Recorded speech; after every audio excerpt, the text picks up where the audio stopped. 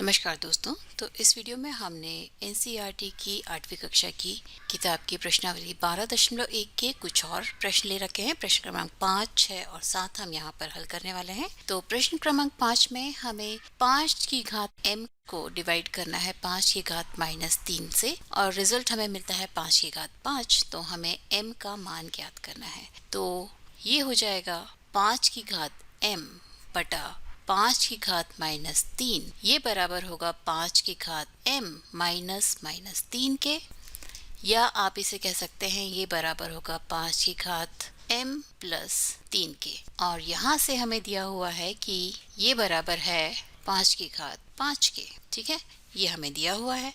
तो यहाँ से हम देख सकते हैं कि ये एक इक्वेशन है जिसमें बराबर के दोनों तरफ आधार जो है वो समान है।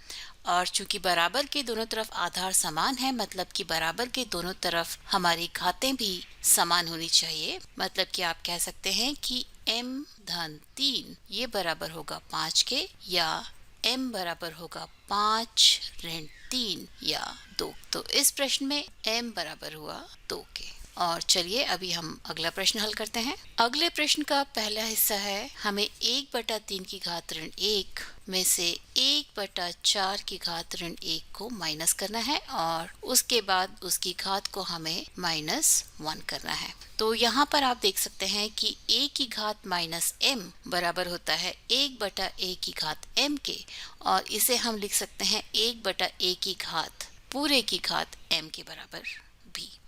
तो हम कह सकते हैं कि a की घात -m बराबर होता है a का इन्वर्स या 1/a पूरे की घात m के। तो 1/3 पूरे की घात -1 बराबर होगा 3 के, या 3 की घात 1 के, लेकिन हम घातांक में 1 को नहीं लिखते हैं। फिर ये माइनस का चिन्ह आ जाएगा और 1/4 पूरे की घात -1 बराबर होगा 4 के, और फिर हमें इसे पूरे की घात करनी है -1। तो ये हो जाएगा -1 पूरे की घात -1, या ये बराबर होगा 1/-1 के, जिसे कि आप लिख सकते हैं -1 के बराबर।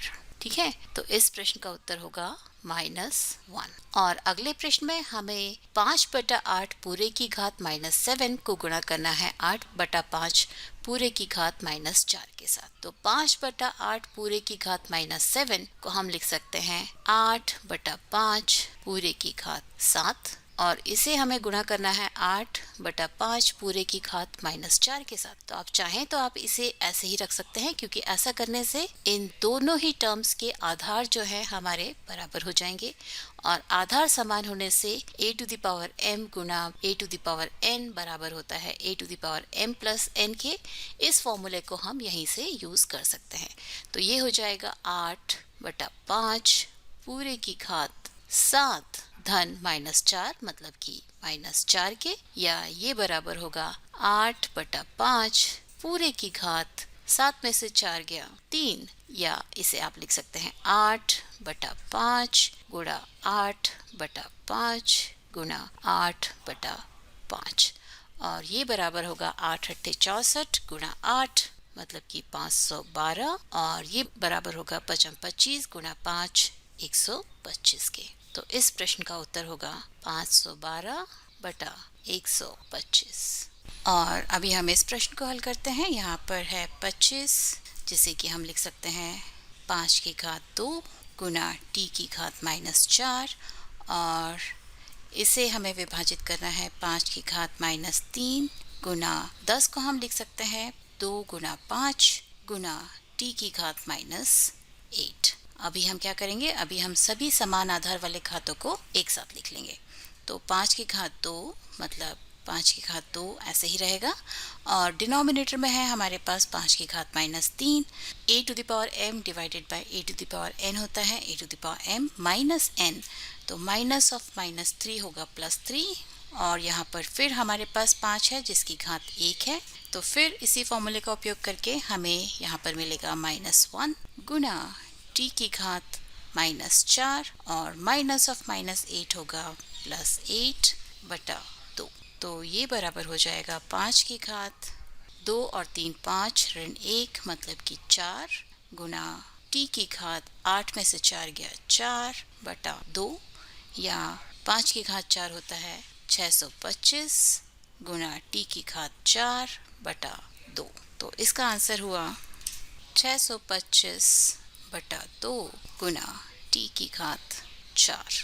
और अभी हम हल करेंगे इस प्रश्न को। तो यहाँ पर भी हम वही करेंगे। 3 की घात है -5 गुना ये है 10, तो 10 को हम लिख सकते हैं 2 गुना 5। इस पूरे की घात है -5 और फिर हमारे पास है 125। 125 को हम लिख सकते हैं 5 की घात 3 और फिर डिनोमिनेटर में हमारे पास है 5 की घात -7 गुना 6 की घात -5 और इस 6 को हम लिख सकते हैं 2 गुना 3 पूरे की घात -5 के रूप में।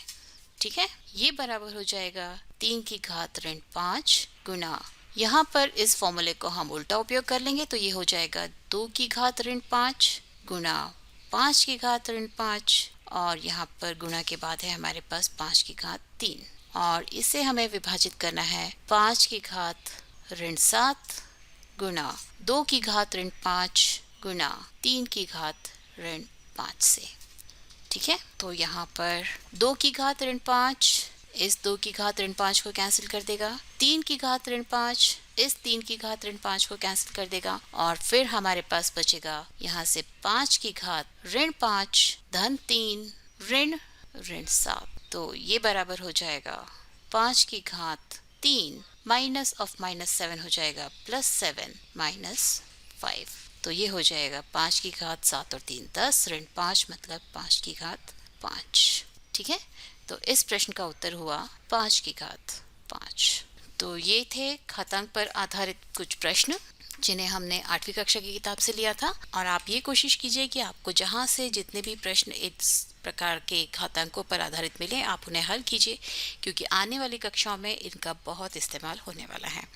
तो इस वीडियो के लिए सिर्फ इतना ही और अगले वाले वीडियो में हम बात करेंगे प्रश्नावली 12.2 के बारे में, जहाँ पर कुछ बहुत छोटी छोटी संख्याओं को हम घातांकों के इस्तेमाल से लिख सकते हैं और कई बहुत बड़ी संख्याओं को भी हम घातांकों के इस्तेमाल करके छोटे रूप में लिख सकते हैं। तो उसके लिए आप मैथ स्मार्ट हिंदी देखते रहिए, उसे सब्सक्राइब कीजिए, अपने दोस्तों को भी कहिए कि वो भी मैथ स्मार्ट हिंदी देखें, उसे सब्सक्राइब करें और नोटिफिकेशन बेल बजाना मत भूलिए, क्योंकि तभी आपको पता चलेगा कि मेरा अगला वीडियो कब आने वाला है।